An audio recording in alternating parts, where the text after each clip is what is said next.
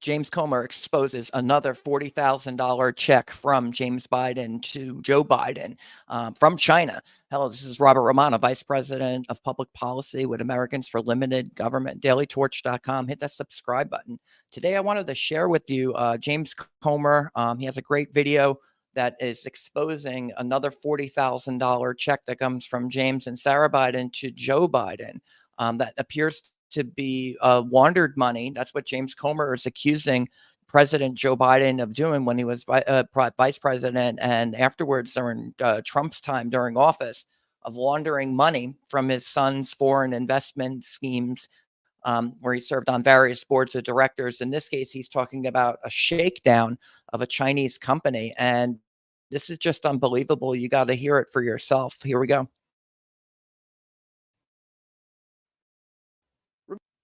Remember when Joe Biden told the American people that his son didn't make any money in The son has made this in China. Well, not only did he lie about his son Hunter making money in China, but it also turns out that $40,000 in laundered China money landed in Joe Biden's bank account in the form of a personal check. And the Oversight Committee has it. Here's how Joe Biden benefited from his family's shady deal with CEFC, a Chinese Communist Party-linked company. It all began with a shakedown in the summer of 2017 when Hunter Biden sent a message to his CEFC associate demanding a $10 million capital payment. As Hunter Biden extorted this associate, Hunter claimed he was sitting with his father and that the Biden network would turn on his associate if he didn't pony up the money. The extortion scheme worked. Days later, $5 million flowed in from a Chinese affiliate of CEFC. Over the following 3 weeks, Biden family members made a series of complicated financial transactions to hide the source of the China money. Here's how that happened. First, Northern International Capital, a Chinese company associated with CEFC, wired $5 million to Hudson West 3, a joint venture established by Hunter Biden and a CEFC associate. Then Hudson West 3 sent $400,000 to an entity owned and controlled by Hunter Biden. Next, Hunter Biden wired $150,000 to Lion Hall Group, a company owned by James and Sarah Biden. Sarah Biden then withdrew $50,000 in cash from Lion Hall Group. Later the same day, she deposited it into her and James Biden's personal checking account. A few days later, Sarah Biden cut a check to Joe Biden for $40,000. The memo line of the check said loan repayment. Like the payment to Joe from AmeriCorps funds, it's certainly plausible that this payment where James and Sarah used funds from China was indeed a loan payment to Joe. But even if this $40,000 check was a loan repayment from James Biden, it still shows how Joe benefited from his family cashing in on his name with money from China, no less. Without his family peddling his name and his son threatening a CEFC associate with consequences that he said Joe Biden knew about, James wouldn't have had the money to write the $40,000 check to his brother Joe. It's also worth remembering that Biden family efforts to secure millions from this Chinese company began when Joe Biden was still vice president.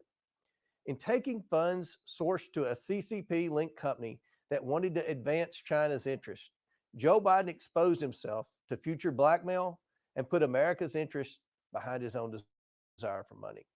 The House Oversight Committee will continue to follow the money and hold President Biden accountable for his corruption. So there you go. James Comer is taking it to Joe Biden, and they've got this check. I think this is very substantial. You can see here, this is the House Oversight Committee. They've got the check.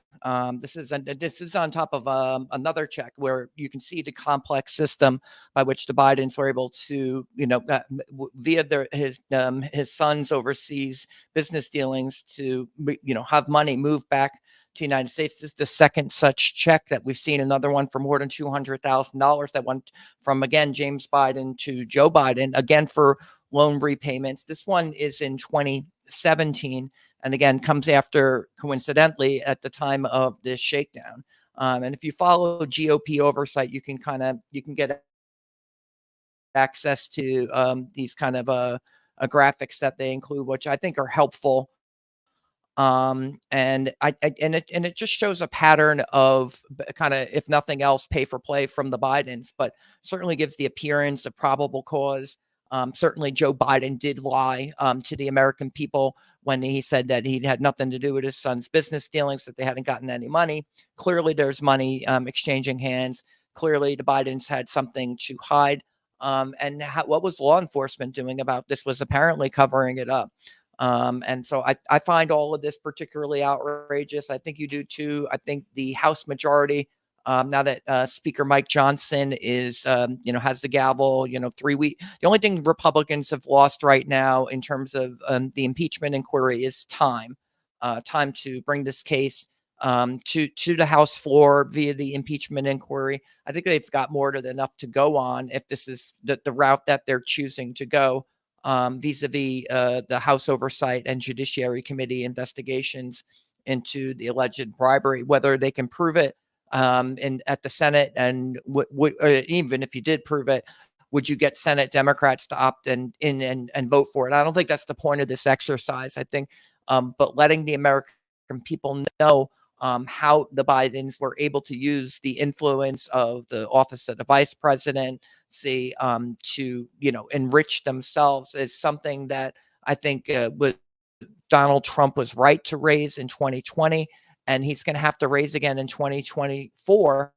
And the American people have a right to know what their public officials are doing with the office. I mean, they spent so many years investigating Donald Trump, kind of for made up crimes like being a foreign agent of Russia or something like that, hacking the DNC and John Podesta emails and putting them onto WikiLeaks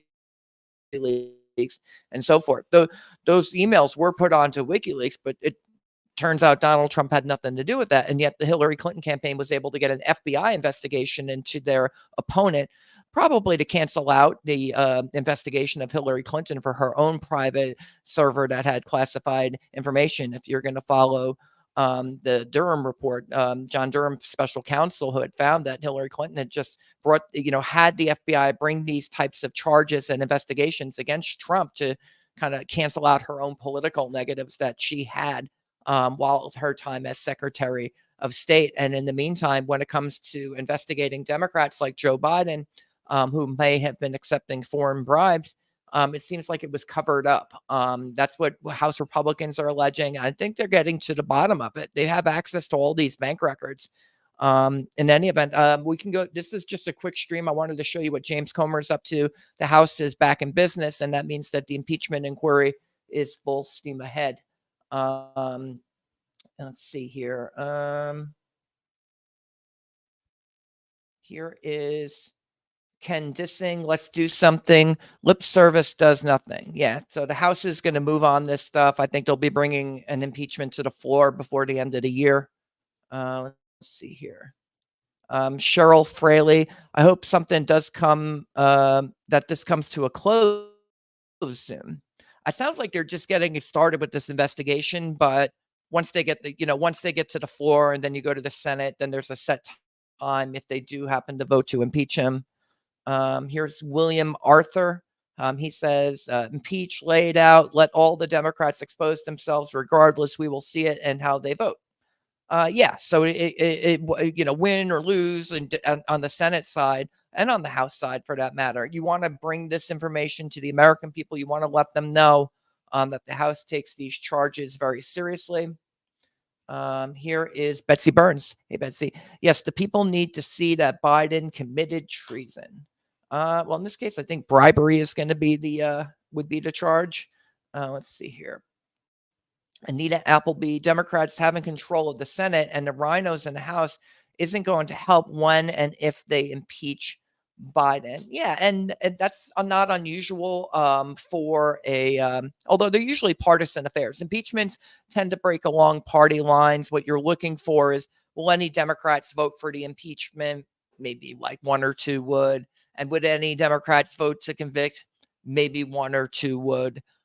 Based upon the severity of the charges. And you would see that if a Republican were being impeached for something as well. In any event, the framers intended to make removal from office of the president by Congress to be extremely difficult. Therefore, setting the threshold for 2/3 of the Senate, it's never happened, to remove a president from office for high crimes and misdemeanors.